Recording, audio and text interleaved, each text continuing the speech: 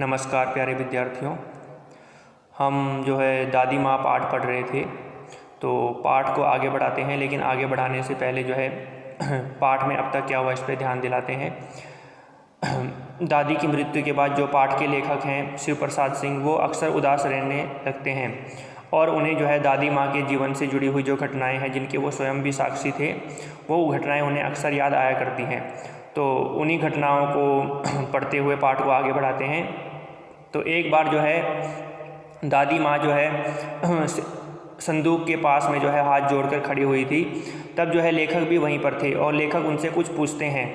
तो दादी माँ बोलती है, लेखक उनसे कुछ पूछना चाहते हैं, तो दादी माँ बोलती है, क्या है पूछ, तुम रोती थी? लेखक ने दादी माँ से पूछा, तुम मुझे रोती हुई दिखाई दी। दादी माँ मुस्कुराई, पागल, यानी तूने अभी खाना नहीं खाया है, चल चल। दादी माँ ने बात को पलट दिया, यानी वो रोने की बात लेखक ने दादी माँ से पूछी थी, दादी माँ ने उस बात का कोई जवाब नहीं दिया और क्या कहा, पागल, तूने अभी तक खाना नहीं खाया, चल चल, धोती तो बदल लो। दादी माँ, मैंने कहा। तो दादी माँ ने क्या जवाब दिया, मुझे सर्दी गर्मी नहीं लगती बेटा। वे मुझे खींचती रसोई में ले गई। सुबह मैंने देखा चारपाई पर बैठे पिताजी और किशन भैया मन मारे कुछ सोच रहे थे और आपस में बात कर रहे थे। दूसरा चारा ही क्या है, दूसरा उपाय ही क्या है। बाबू बोले, यानी पिताजी बोले, रुपया कोई देता नहीं, कितने के तो अभी पिछले भी बाकी हैं। वे रोने रोने से हो गई, यानी उनकी सूरत रोने जैसी हो गई इस बात को कहते कहते। तब तक दादी उनकी बातों को सुन रही थी और दादी बोली, रोता क्यों है रे? दादी माँ ने उनका माथा सहलाते हुए कहा, मैं तो अभी हूँ ही। उन्होंने संदूक खोलकर एक चमकती सी चीज़ निकाली और बोली, तेरे दादा ने यह कंगन मुझे इसी दिन के लिए पहनाया था। उनका गला भर आया। मैंने इसे पहना नहीं, इसे सहेज कर रखती आई हूँ। यह उनके वंश की निशानी है। उन्होंने आंसू पोंछ कर कहा, पुराने लोग आगा पीछा सब सोच लिया करते थे बेटा।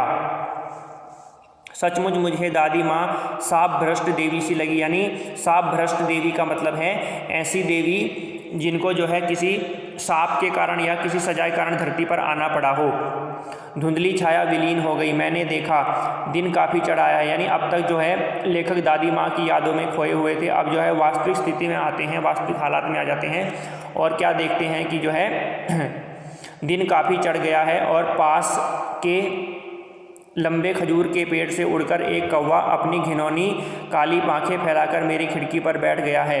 हाथ में अब भी किशन भैया का पत्र कांप रहा है। काली चींटियों सी कतारें धूमिल हो रही हैं। आंखों पर विश्वास नहीं होता। मन बार बार अपने से ही पूछ बैठता है, क्या सचमुच दादी माँ नहीं रही? कहने का मतलब है, जब लेखक उनकी यादों से निकलकर जब वास्तविक स्थिति में आता है, तब भी लेखक को यकीन नहीं होता कि दादी माँ हमारे बीच नहीं रही, क्योंकि लेखक दादी माँ से जुड़ी हुई यादों से ही घिरा रहता है और अक्सर उन्हें दादी माँ की याद आती रहती है। तो लेखक को ऐसा लगता है कि दादी माँ आज भी इस दुनिया में विद्यमान है और हमारे बीच में है। लेखक को कभी भी ऐसा एहसास नहीं होता कि दादी माँ आज हमारे बीच में नहीं रही। तो ये आज आपका पाठ समाप्त हुआ। आज के लिए इतना ही, फिर नए पाठ के साथ मिलेंगे। तब तक के लिए धन्यवाद।